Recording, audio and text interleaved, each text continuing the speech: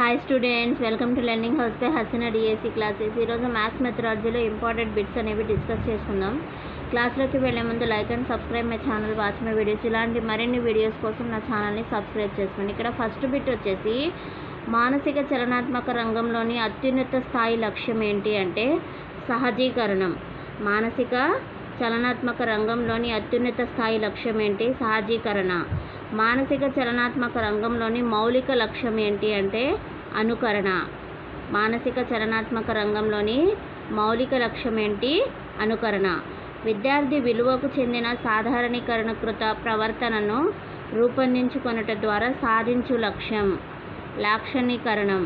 విద్యార్థి విలువకు చెందిన సాధారణీకృత ప్రవర్తనను రూపొందించుకొనుట ద్వారా సాధించు లక్ష్యం ఏంటి అంటే లాక్షణీకరణం. భావావేశ రంగంలో విద్యార్థి విలువకు ప్రాధాన్యం ఇచ్చి ఆ విలువకు కట్టుబడి ఉండట ద్వారా సాధించు లక్ష్యం విలువ కట్టడం. భావావేశ రంగంలో విద్యార్థి విలువకు ప్రాధాన్యం ఇచ్చి ఆ విలువకు కట్టబడి ఉండట ద్వారా సాధించు లక్ష్యం ఏంటి అంటే విలువ కట్టడం. క్రాత్వాల్ భావావేశ రంగంలోని లక్ష్యాల సంఖ్య. క్రాత్వాల్ భావావేశ రంగంలోని లక్ష్యాల సంఖ్య 5. ఎల్డబ్ల్యూ అండర్సన్ ప్రకారం జ్ఞానాత్మక రంగంలో ఉన్నతమైన లక్ష్యం ఏంటి అంటే స్పష్టించుట. ఎల్డబ్ల్యూ అండర్సన్ ప్రకారం జ్ఞానాత్మక రంగంలో ఉన్నతమైన లక్ష్యం ఏంటి అంటే స్పష్టించుట. ఏ లక్ష్యం విద్యార్థుల్లో అంతర్గత బాహ్య సాక్ష్యాధారాలతో తీర్పునిచ్చే సామర్థ్యం సూచిస్తుంది అంటే మూల్యాంకనం. ఏ లక్ష్యం విద్యార్థి అంతర్గత బాహ్య సాక్ష్యాధారాలతో తీర్పునిచ్చే సామర్థ్యాన్ని సూచిస్తుంది? మూల్యాంకనం. బ్లూమ్స్ జ్ఞానాత్మక రంగ లక్ష్యాల వరుస క్రమం ప్రకారం కింది వానిలో సంక్లిష్ట లక్ష్యం ఏంటి? విశ్లేషణ. బ్లూమ్స్ జ్ఞానాత్మక రంగ లక్ష్యాల వరుస క్రమం ప్రకారం కింది వానిలో సంక్లిష్ట లక్ష్యం ఏంటి అంటే విశ్లేషణ. గుర్తిస్తాడు అనే స్పష్టీకరణ కలిగిన బోధనా లక్ష్యం ఏంటి? జ్ఞానం. గుర్తిస్తాడు అను స్పష్టీకరణ కలిగిన బోధనా లక్ష్యం ఏంటి?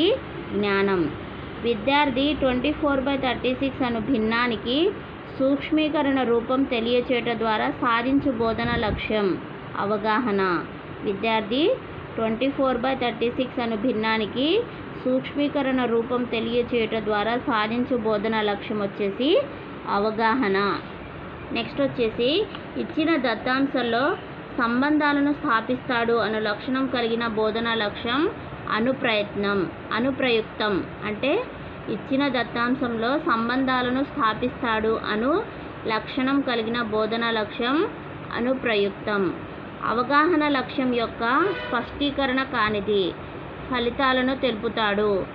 అవగాహన లక్ష్యం యొక్క స్పష్టీకరణ కానిది ఫలితాలను తెలుపుతాడు అనేది అవగాహన లక్ష్యం యొక్క స్పష్టీకరణ కాదు. సామాన్యీకరిస్తాడు అనే స్పష్టీకరణ ఈ లక్ష్యానికి సూచిస్తుంది. అనుప్రయుక్తం. సామాన్యీకరిస్తాడు అనే స్పష్టీకరణ ఈ లక్ష్యాన్ని సూచిస్తుంది. అనుప్రయుక్తం.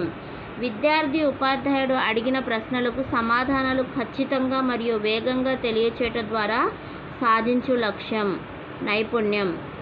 విద్యార్థి ఉపాధ్యాయుడు అడిగిన ప్రశ్నకు సమాధానం ఖచ్చితంగా మరియు వేగంగా తెలియపరచటం ద్వారా సాధించు లక్ష్యం ఏంటి? నైపుణ్యం.